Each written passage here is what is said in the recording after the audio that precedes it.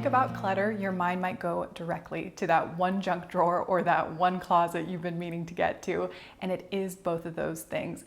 But if we dive a little bit deeper, clutter is a lack of clarity. I don't know what to do with this paperwork right now, so I'm going to stack it on the counter, or I have so much to do, I don't know where to start. And just like if we clear out that drawer or closet to make more space in our homes, when we declutter our lives, we can make space for the things that really matter to us. So today I'm going to go over 3 areas for us to tackle our budgets, our schedules, and yes, our home. I'm going to share a concept so simple, yet it made my house feel and look the best it ever did. Area number 1 is your budget. Budgeting is supposed to help us see the big picture, not create more busy work. If you're paying more attention to sorting transactions than your financial goals, you might have too many categories. So take a look through your budget and ask yourself these questions. Number 1, am I still using this category?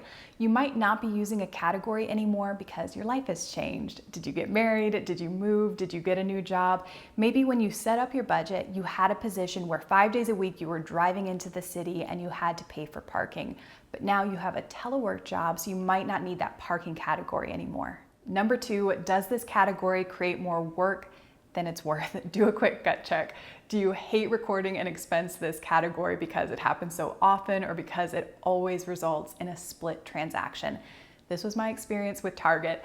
When I started my YNAB budget, I was so excited and I wanted everything to be perfect.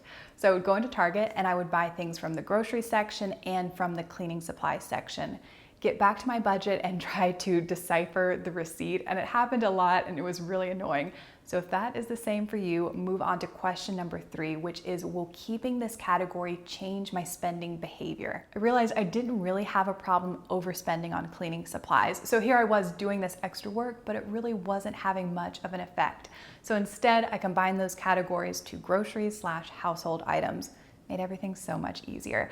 Now, if overspending became an issue in a certain area, something fun like books, it might make sense to give it its own category name. So if before books was just lumped in with fun money, I pull that out, give books its own category, and it shines a light on my spending. And just that awareness of how much exactly I'm spending each month on books might change my spending behavior and make me more likely to utilize the library. Question number 4 to ask yourself is, should I combine this category with another? Maybe at one point you decided to break out your clothing category from your partners and all your kids, and you decided at the end of the day, it's just not worth it. Go ahead and combine them. And question number 5, is the clutter coming from the organization of my budget? Let's say you have 5 or 6 different car-related categories, and you're always scrolling around your budget looking for them. Maybe it would make more sense to create a car category group and organize all of those underneath of it. If you're ready to declutter, the best course of action is to hide the category. If you delete it, that will mess with your history. And if you say, well, I have a lot of decluttering to do, consider a fresh start. In a freshly started budget, deleting doesn't matter because there's no history. And I have an entire video that goes over a fresh start, so I will link that down below. Next up is your schedule. I used to do my planning sessions on Sunday evenings until I started listening to the Before Breakfast podcast. The host Laura makes a great point that no matter how much we love our jobs, and I love mine, we are all susceptible to the Sunday scaries if we're feeling overwhelmed with everything we need to accomplish that week. If on Friday afternoon I sign out of Slack and I have a million things running through my brain, that low hum of anxiety can follow me through the weekend. I don't feel relaxed and refreshed and ready to go on Monday morning. Instead, I've started decluttering my schedule on Friday afternoons. I will pull out my calendar and to-do list, and I will write down 3 categories: career, relationships, and self.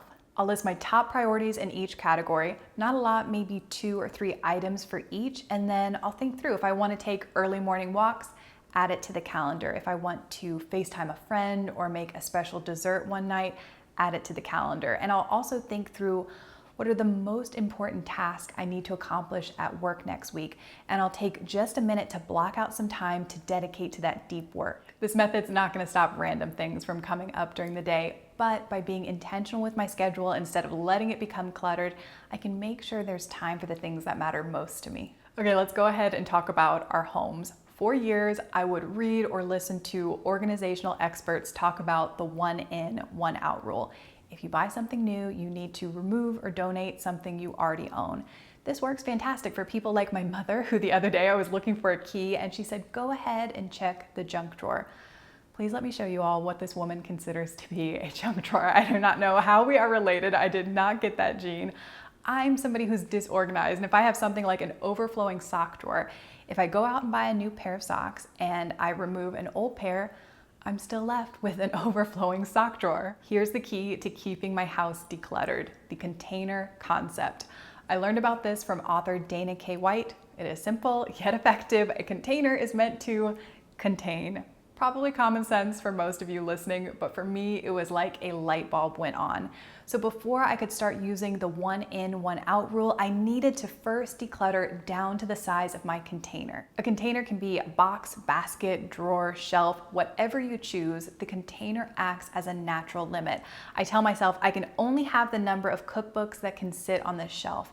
If I have more than that, I have to prioritize my favorites, and that can help me make those tough decluttering decisions. Now that I've decluttered down to the size of my shelf, if I'm out shopping and I come across a beautiful new cookbook, I have to have that conversation with myself. If I want to buy this new one, which one at home am I going to donate? So it results in a less cluttered house and more thoughtful spending.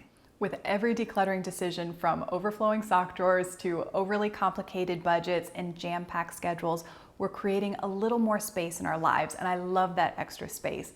It's a stress reliever, and it gives me the clarity to make sure that the most important things aren't getting lost.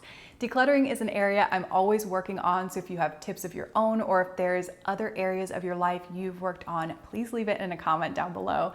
And I know I normally leave you all with a cute cat clip. Today, to change things up, we just went over to my in-laws. So instead, I'm going to share a clip of their most beloved pets, Ricky and Rosie. Please enjoy, and I will talk to you again next week.